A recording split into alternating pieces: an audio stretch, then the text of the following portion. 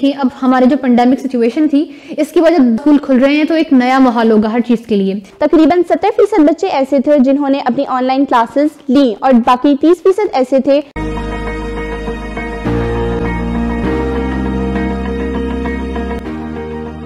अस्सलामुअलैकुम मोहतरम नाज़रीन और सामाईन।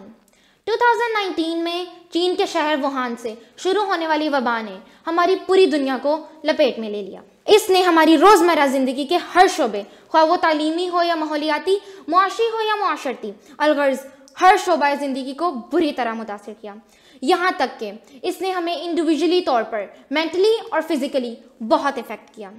आइए हम अपने शो को आगे बढ़ाते हैं और बात करते हैं कि पेंडेमिक सिचुएशन में हमारे तालीमी शोबे में तुलबा को जिन मसाइल से दो चार किया, उनमें ऑनलाइन क्लासेस से लेकर शॉर्ट सिलेबस और बोर्ड के इम्तहानात शामिल हैं। और सबसे बढ़कर बच्चों का जो तालीमी तसलसल टूट गया वो कैसे बहाल होगा। आज हमारे साथ तालिब इल्म की हैसियत से जो मेहमान बैठी हैं वो ऑल पाकिस्तान स्पीच कॉन्टेस्ट में अव्वल पोजीशन हासिल करने वाली शिफा अख्तर हैं। सुनते हैं अपने मेहमान से कि वो इस तमाम सिचुएशन के बारे में क्या राय रखते हैं। अस्सलाम वालेकुम। वालेकुम अस्सलाम। स्मार्ट सिलेबस की वजह से अभी तो आसानी है, क्या आगे जाकर इसका कोई नुकसान होगा? बहुत शुक्रिया, आपने मुझे मदद किया। जी बिल्कुल, इसके बहुत से नुकसानात हो सकते हैं। जैसा कि हम सब जानते हैं कि टाइम बहुत शॉर्ट है, इसकी वजह से गवर्नमेंट जो थी उसने हमारे जो सिलेबस था उसको उसने शॉर्ट कर दिया। हमारे कुछ इंपॉर्टेंट टॉपिक्स और हमारे जो कंसेप्ट थे उसको एक्सक्लूड कर दिया गया, जो इंपॉर्टेंट कुछ कंसेप्ट थे। हम जानते हैं कि हमारा 9th और फर्स्ट ईयर जो है इसका सिलेबस तकरीबन सिमिलर होता है। जो हमारा फर्स्ट ईयर होता है उसमें हमारी चीज़ें मज़ीद एक्सप्लेन करके बताई गई होती हैं। जब हमारी बेसिक क्लियर नहीं होगी, फॉर एग्जांपल 9th क्लास में जब एक बच्चा टॉपिक पढ़ रहा है, जब वो क्लियर नहीं है तो वो किस तरह फर्स्ट ईयर में उसको बहुत अच्छे तरीके से पढ़ पाएगा। तो मेरा ख्याल है इसकी बहुत से बुरे नुकसान हो सकते हैं बच्चे की तालीम पे। जी तो शिफा, स्कूल खुलने के बाद तालीम में वालिदैन का क्या किरदार हो सकता है? मेरे ख्याल से वालिदैन को हरगिज़ ये सोचना नहीं चाहिए कि उन्होंने बच्चे को स्कूल भेज दिया, अब उनकी जिम्मेदारी ख़त्म हो गई, बल्कि अब उनकी जिम्मेदारी का आगाज़ हुआ है।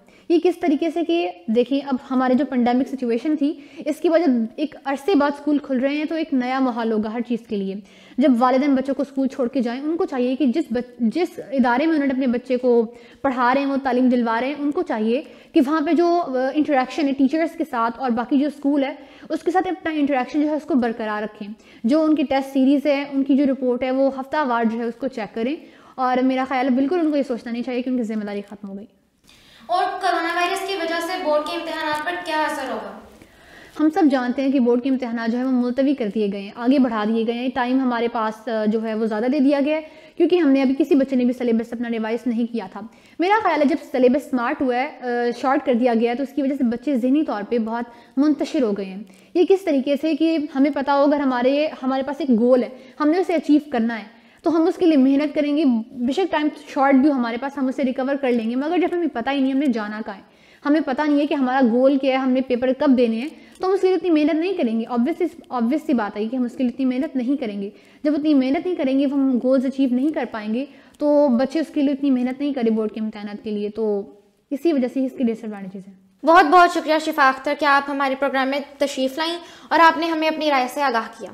अब हम बढ़ते हैं अपने दूसरे मेहमान की तरफ।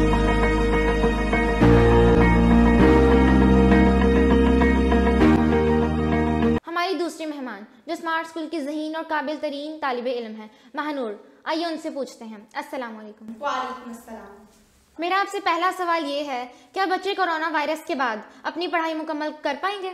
मैं इस बात से इत्तेफाक नहीं करती कि बच्चे अपनी पढ़ाई को मुकम्मल कर पाएंगे। तकरीबन 70% बच्चे ऐसे थे जिन्होंने अपनी ऑनलाइन क्लासेस ली और बाकी 30% ऐसे थे जिन तक इसकी रसाई मुमकिन नहीं थी। जो 70% बच्चे जिन्होंने ऑनलाइन क्लासेस ली थी, ज़्यादा देर तक मोबाइल और लैपटॉप का इस्तेमाल करने के बायस उनकी सेहत पर बुरा असर पड़ा। आई साइट और बैकबोन पर खासकर इसका ज़्यादा असर पड़ा था। जबकि स्कूल खुल चुके हैं और गवर्नमेंट की तरफ से हमें ये सहूलत मैसर है कि सिलेबस शॉर्ट कर दिया गया है और इम्तिहानात को आगे बढ़ा दिया गया है, तो अब वो बच्चे जिन्होंने इम्तिहानात की तैयारी नहीं की थी, जिन्होंने पहले नहीं पढ़ा था, अब उनके पास मौका है कि वो पढ़ें, इम्तिहानात के लिए तैयारी करें, बाकायदगी से अपना काम करें। इस सिलसिले में वालिदैन का तावन भी बहुत ज़रूरी है। बहुत शुक्रिया।